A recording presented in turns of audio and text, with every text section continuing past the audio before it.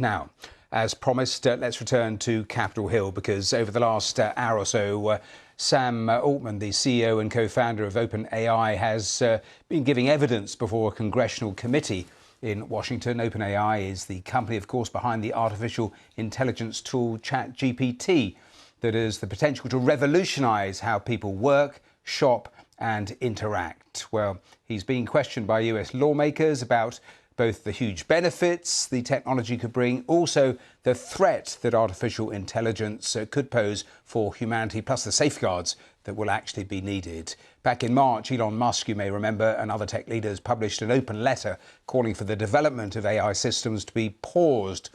Well, as he began giving evidence to this Senate panel, Sam Altman said government intervention was needed to keep the industry safe. OpenAI was founded on the belief that artificial intelligence has the potential to improve nearly every aspect of our lives, but also that it creates serious risks we have to work together to manage. We're here because people love this technology. We think it can be a printing press moment. We have to work together to make it so. OpenAI is an unusual company, and we set it up that way because AI is an unusual technology. We are governed by a nonprofit, and our activities are driven by our mission and our charter, which commit us to working to ensure that the broad distribution of the benefits of AI and to maximizing the safety of AI systems.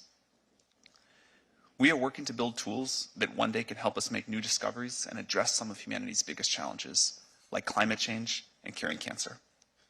Our current systems aren't yet capable of doing these things, but it has been immensely gratifying to watch many people around the world get so much value from what these systems can already do today. Well, it's been fascinating listening for the last hour or so, but after that, Sam Altman went on to explain the worst potential consequences of AI. Have a listen.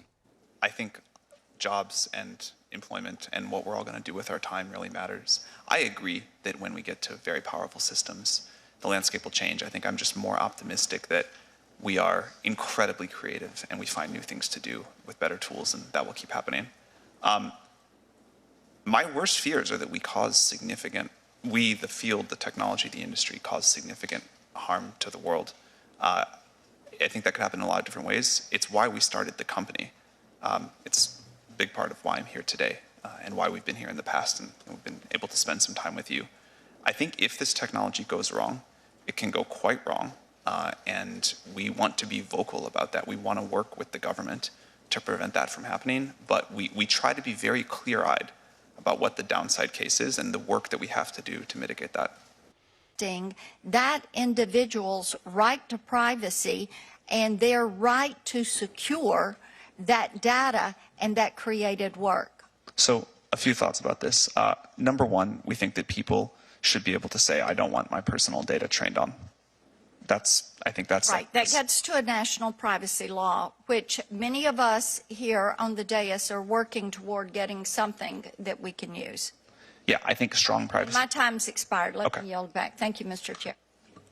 Thanks, Senator Blackburn. Senator Klobuchar. Thank you very much, Mr. Chairman. Well, we're keeping an eye on this and the various questions, but as we do, let's bring in our technology reporter, Shona McCallum, who we spoke to an hour or so ago. But it's been fascinating the last hour or so of testimony with some really frank accounts and answers there from those tech bosses. But interesting that the whole session started with Congress, with lawmakers being really open. They missed the boat when it came to social media and the controls. They don't want to repeat it with this, do they? No, absolutely not. And that's something that Sam Altman has been really clear about. You know, he says we want to work with governments so that we avoid the same situations, because we know with social media, 10 years ago, that was coming out of the blocks, if you like. And then now we're grappling to try and, regulate social media and see if we can undo some of the harms that have already been caused. So with AI, they want to take a different approach. If you think about AI at the moment, it's really in the embryonic stages as to where this technology might go. He was talking about, you know, solving climate change, curing cancer. Those are huge claims, and we're really at the very beginning of, you know, ChatGPT, which came onto the market in November and has acted as a very advanced chatbot, but it's nowhere near the likes of curing cancer. And I think what was interesting when we heard from some of the senators really there at the beginning of this session, you know, one of the senators had their voice,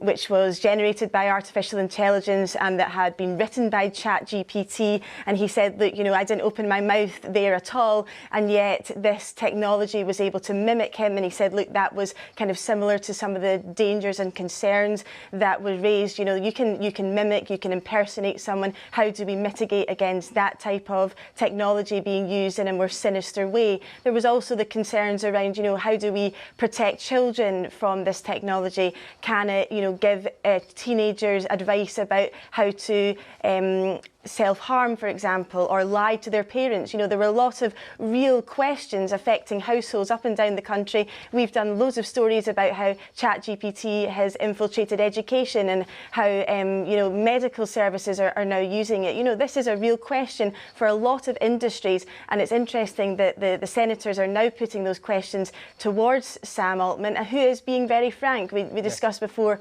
what his personality is like. You know, he's someone that is willing to say, look, there are problems, I want to address them. He's been very calm, very measured. He's answered something. He's not had a grilling, I don't think. I think they've been treating him with quite a lot of grace so far, but he's had sensible questions and he's been giving sensible answers. I mean, the list of concerns was extremely long. You've touched on some of them, but disinformation, jobs, elections, all of that.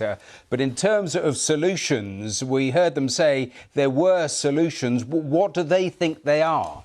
Well, to be honest, I think it's coming down to the crux of this question, which is regulation. You know, we've seen, for example, Italy last month ban ChatGPT over the concerns about it. We've seen lots of governments, you know, discuss how they're going to be regulating it in the future. We've got the EU looking at the AI Act. We've got the white paper here in Britain saying, you know, how we are going to be dealing with it. In the US, they haven't really made any strict rules around AI at the moment. It's been a kind of soft approach, and I think regulations are going to be key in how to control this artificial intelligence in the future as it grows and evolves at such a rapid pace.